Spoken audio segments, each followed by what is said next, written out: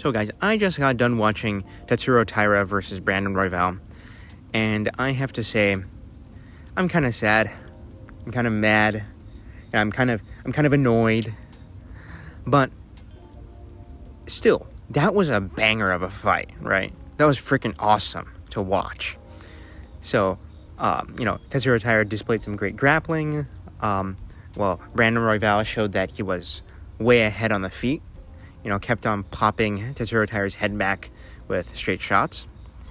And as to whether Tatsuro Taira got fraud checked by this performance, this was not a fraud check. Tatsuro Taira showed that he deserves to be in the top 5. His win over Alex Perez, it was a little bit fluky, right, with the Otatsu lock. And now, there's people who say, oh, that wasn't a fluke, he intended to do that. Sure, it can have that sort of effect, if you fall on your knee and you bust it that way. But he was just trying to take Alex Perez down. He, wasn't deliberately trying to injure him, I believe. This fight, on the other hand, I think proves that Tatsuro Taira is top 5 level, definitively. He is no longer a prospect. He is a verified, bona fide contender. He also, of course, displayed really, really good grappling. He could have TKO'd Brandon Royval in the second round if he had better ground and pound, I believe. If he went for a few less submissions and went for a little bit more ground and pound. And then finally, of course, he displayed a great chin. Now, he's only 24, and, the younger you are, the better chin you're probably going to have. Man, Tatsuro Taira displayed a fantastic chin. He's no Matt Schnell, right? So, that was pretty good to learn. Alright, and as for the points that Tatsuro Taira can definitely improve upon, and in Japan we would call this hanseiten, or points to reflect upon. His main hanseiten for this fight is head movement. Now, his head movement in this fight, well, it really wasn't head movement. He wasn't moving his head at all. And he kept on getting his head popped back by the jab and the straight shots over and over and over again, and it just wasn't a good look.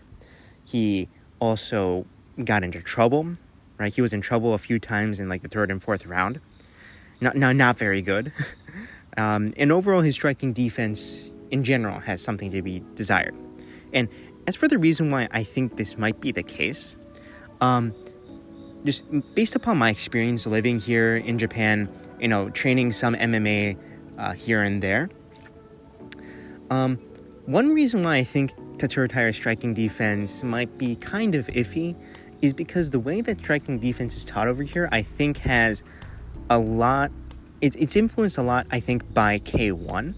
And I'm going to play a video of Takeru in his most recent fight over this speech, or over this clip.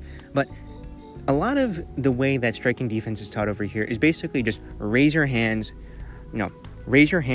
tuck your chin, eat the shots with your forehead. There's a very, very big emphasis on the high guard. And personally, I don't think that the high guard is particularly good for MMA, but it's still one of the ways that striking defense is, one of the main ways that striking defense is taught over here. And of course, in K1, you have these big padded gloves, right? That, strikers like Tenshin Nasukawa and Takeru can use to, block shots.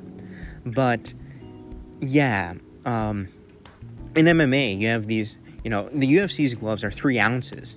So, you can't block the same with those gloves, right?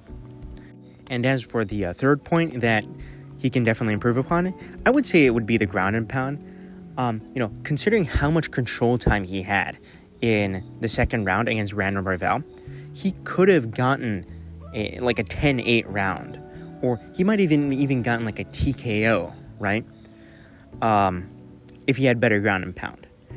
We saw this with Renato Moicano and BSD, that if you have good enough ground and pound, you can basically TKO a guy in the first round.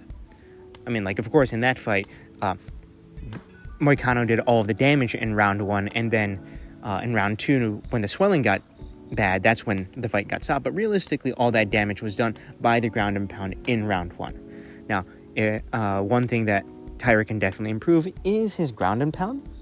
So yeah, he can maybe work on that a little bit more. And now, as for what's next for Tatsuro Taira, I would say give him the loser of Moreno versus Albazi. Because, well, this fight, I think the timelines will line up pretty well. Tatsuro Taira took quite a bit of damage in that fight. He got hit a couple of times, he got hurt, and he's going to need some time off. And I think he's also going to need some time to, improve, to train as well. So I would say, maybe book this fight, maybe, book a fight between the loser of Moreno versus Albazi, especially if it's Brandon Moreno. Maybe next year in April or May. And yeah, I think that would be a good return fight for him. I think that he probably would match up better against Moreno or Albazi than he would against Royval. I think that his grappling is as good or better than Albazi's and will probably cancel it out. So, and I think that Tatsuro Taira, if he takes his time and generally tries to improve, he might be able to outstrike Albazi as well. So as for the winner, Brandon Royval, congratulations to him. I would say just book him in a rematch against Kai Kara-France. Now, Brandon Royval's already defeated Kai Kara-France by round 2 guillotine choke. There's already a bit of finality to that, right? He's already finished him, but flyweight is a division that's as shallow as its fighters are short, and there's just not a lot of talent, at least right now, right? I think that's going to gradually change as they get more and more prospects from places like Japan, Korea, Vietnam, etc. But as for right now, just book this fight, and I would say get it on the Sydney card.